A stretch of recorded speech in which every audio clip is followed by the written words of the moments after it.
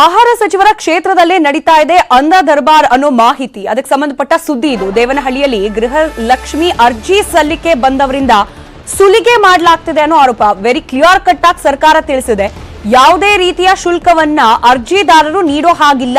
ಅದಕ್ಕೆ ತಗುಲುವ ಮಿನಿಮಮ್ ವೆಚ್ಚವನ್ನ ಕೂಡ ಸರ್ಕಾರವೇ ಭರಿಸುತ್ತೆ. ಅರ್ಜಿ ಸಲ್ಲಿಕೆ ಪ್ರಕ್ರಿಯೆಗೆ ಅಥವಾ ಈ ಯೋಜನೆಗೆ ಫಲಾನುಭವಿಗಳು ಆಗಬೇಕು ಅಂತಂದ್ರೆ ಏನೆಲ್ಲ ವೆಚ್ಚ ತಗಲುತ್ತೆ ಅದನ್ನ ಸರ್ಕಾರವೇ ಭರ್ತಿ ಮಾಡುತ್ತೆ ಅಂತ ಹೇಳಿದ್ರು ಕೂಡ ಇದೀಗ ಗೃಹಲಕ್ಷ್ಮಿ ಅರ್ಜಿ ಸಲ್ಲಿಕೆಗೆ ದೇವನಹಳ್ಳಿಯಲ್ಲಿ ಸುಲಿಗೆ ಮಾಡಲಾಗ್ತಾ ಇದೆ ಬಡವರಿಂದ ಅಂತ ಹೇಳಿ 100 ರಿಂದ 300 ರೂಪಾಯಿ ಸುಲಿಗೆ ಮಾಡ್ತಿದ್ದಾರೆ ಸಿಬ್ಬಂದಿ. ರಾಜಾರೋಷವಾಗಿ ಫ್ರೀ ಇಲ್ಲ ಅಂತ ಹೇಳಿ ಕಾರ್ಡ್ದಾರರಿಂದ ವಸೂಲಿಗಿಳಿದಿದ್ದಾರೆ.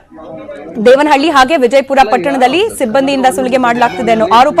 ಗ್ರಾಮ ಒನ್ ಕರ್ನಾಟಕ ಒನ್ ಕೇಂದ್ರದಲ್ಲಿ ಸುಲಿಗೆ ನಡೀತಾ ಇದೆ. ಕೂಲಿ ಮಾಡಿ ಬಂದ ಹಣದಿಂದ ಈ ಗೃಹಲಕ್ಷ್ಮಿ ಯೋಜನೆಗೆ ಜನ ಅರ್ಜಿ ಹಾಕ್ಲಿಕ್ಕೆ ಬರ್ತಿದ್ದಾರೆ.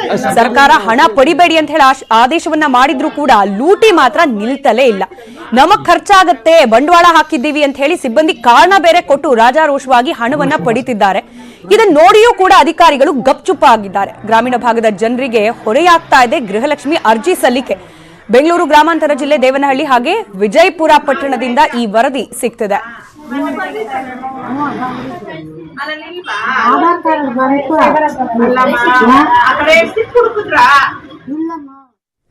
ಇನ್ನು ಗೃಹಲಕ್ಷ್ಮಿ ನೋಂದಣಿಗೆ ಗ್ರಾಮ ಒನ್ ಸಿಬ್ಬಂದಿ 100 ರೂಪಾಯಿ ವಸೂಲಿ ಮಾಡಿದ್ದಾನೆ. ಬೆಳಗಾವಿ ಜಿಲ್ಲೆಯ ಅಥಣಿ ತಾಲೂಕಿನ ಅವಖೋಡ ಗ್ರಾಮದ ಗ್ರಾಮ ಒನ್ ಸಿಬ್ಬಂದಿ ಮೇಲೆ ಈ ರೀತಿ ಆರೋಪ ಕೇಳೋಕ್ ಸಿಕ್ಕಿದೆ. ಹಾಲಪ್ಪ ಲೋಕೂರ ಹಣ ವಸೂಲಿ ಮಾಡ್ತಿದ್ದಾನೆ ಅನ್ನೋ ಆರೋಪ. ಪ್ರಶ್ನೆ ಮಾಡಿದ್ರೆ ಜನರಿಗೆ ಆವಾಜ್ ಹಾಕ್ತಿದ್ದಾನಂತೆ ಈತ. ಲಕ್ಷ್ಮೀ ಹೆಬ್ಬಾಳ್ಕರ್ ಅವರಿಗೆ ಹೇಳಿ 18,000 ನನ್ನ ಅಕೌಂಟ್ಗೆ ಹಾಕೋಕೆ ಆವಾಗ ಫ್ರೀ ಮಾಡ್ತೀನಿ ಅಂತ ಧಿಮಾಕಿನ ಉತ್ತರವನ್ನ ಕೊಡ್ತಿದ್ದಾನೆ ಅನ್ನೋ ಆರೋಪ. ನ್ಯೂಸ್ 18 ಸುದ್ದಿ ಪ್ರಸಾರ ಮಾಡ್ತಿದ್ದಂತೆ ಗ್ರಾಮ ಒನ್ ಕೇಂದ್ರಕ್ಕೆ ತಹಶೀಲ್ದಾರ್ ಭೇಟಿ ನೀಡಿದ್ದಾರೆ, ಪರಿಶೀಲನೆ ನಡೆಸಿದ್ದಾರೆ. ಅಥಣಿ ತಹಶೀಲ್ದಾರ್ ಬಿಎಸ್ ಕಡಕಬಾವಿ ಭೇಟಿ ನೀಡಿ ಪರಿಶೀಲನೆ ನಡೆಸಿದ್ದಾರೆ. ನಂತರದಲ್ಲಿ ಗ್ರಾಮ ಒನ್ ಕೇಂದ್ರವನ್ನೇ ಸೀಸ್ ಮಾಡಿದ್ದಾರೆ.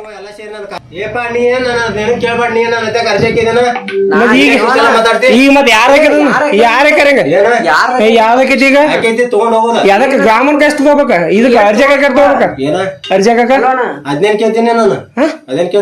ಅರ್ಜಿ ರೊಕ್ಕ ತಗೋಬೇಕು. ಮತ್ತೆ 100 ತಗೋತೀನಿ 100 ತಗೋತಿ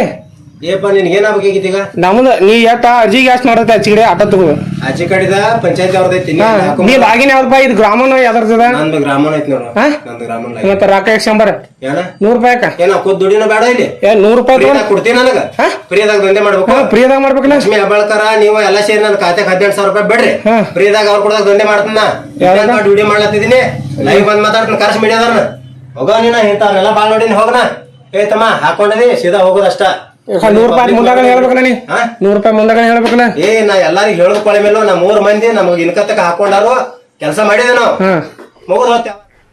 ಇನ್ನು ಗೃಹಲಕ್ಷ್ಮಿ ಯೋಜನೆ ನೋಂದಣಿಗೆ ಹಣವನ್ನ ಫಿಕ್ಸ್ ಮಾಡಿಲ್ಲ, ಯಾರು ಕೂಡ ಹಣ ಕೊಡಬೇಡಿ ಅಂತ ಆಹಾರ ಸಚಿವ ಮುನಿಯಪ್ಪ ಮನವಿ ಮಾಡ್ಕೊಳ್ತಿದ್ದಾರೆ. ಇವರೇನೋ ಮನವಿ ಮಾಡ್ಕೊಳ್ತಿದ್ದಾರೆ, ಆದ್ರೆ ಅಲ್ಲಿನ ಸಿಬ್ಬಂದಿ ಆಟಾಟೋಪ ಯಾವ ರೀತಿ ಇದೆ ಹಿಂದಿನ ಸುದ್ದಿ ಅದನ್ನು ವಿವರ್ಸ್ ಹೇಳ್ತಾ ಇದೆ. ಹಣ ಪಡೆಯುವ ಬಗ್ಗೆ ಅಧಿಕಾರಿಗಳು ಕ್ರಮವನ್ನ ವಹಿಸುತ್ತಿದ್ದಾರೆ ಅಂತ ಎಚ್ಚರಿಕೆಯ ಮಾತನ್ನು ಕೂಡ ಆಡಿದ್ದಾರೆ ಸಚಿವರು. ಎಲ್ಲಿ ಕೂಡ ಹಣ ತಗೊಳ್ಳೋಕೆ ಅವಕಾಶ ಇಲ್ಲ, ಎಲ್ಲರೂ ಕೂಡ ನೋಂದಾವಣೆ ಮಾಡೋಕ್ಕೆ ಅವಕಾಶಗಳಿದೆ. ಗ್ರಾಮ 1 ಮತ್ತು ಬಾಪೂಜಿ ಅಂತ ಸಂಸ್ಥೆಗಳನ್ನು ಮಾಡಿದ್ದೇವೆ. ಆ ಸಂಸ್ಥೆಗಳ ಮುಖಾಂತರ ಇವರು ಎನ್ರೋಲ್ಮೆಂಟ್ ಮಾಡಬೇಕು. ಈಗಾಗಲೇ ಸುಮಾರು 70 ಲಕ್ಷ ಕ್ರಾಸ್ ಆಗಿದೆ. 100, 200 ಅದು ಯಾರು ಕೊಡ್ಬಿಡುದು ಅಂತ ನಾನು ಮನವಿ ಮಾಡ್ತೀನಿ. 10 ಪೈಸೆ ಕೊಡೋಷ್ಟಿಲ್ಲ, 1 ರೂಪಾಯಿ ಕೊಡೋಷ್ಟಿಲ್ಲ. ನೀವು ಬಟನ್ ಒತ್ತಿದ್ರೆ ನಿಮ್ದು ಅಕೌಂಟ್ ಆಗ್ತದೆ. ನೀವು ಯಾಕೆ ದುಡ್ಡು ಕೊಡೋಕೆ ಹೋಗ್ತೀರಿ? ದುಡ್ಡು ಕೊಡೋ ಅವಶ್ಯಕತೆ ಇಲ್ಲ. ಇದು ಆದಷ್ಟು ಬೇಗ ಮುಗಿಯುತ್ತದೆ. ಆಗಸ್ಟ್ 14ನೇ ತಾರೀಕು ಅವರ ಅಕೌಂಟ್ಗೆ ಹಣ ಬರ್ತದೆ.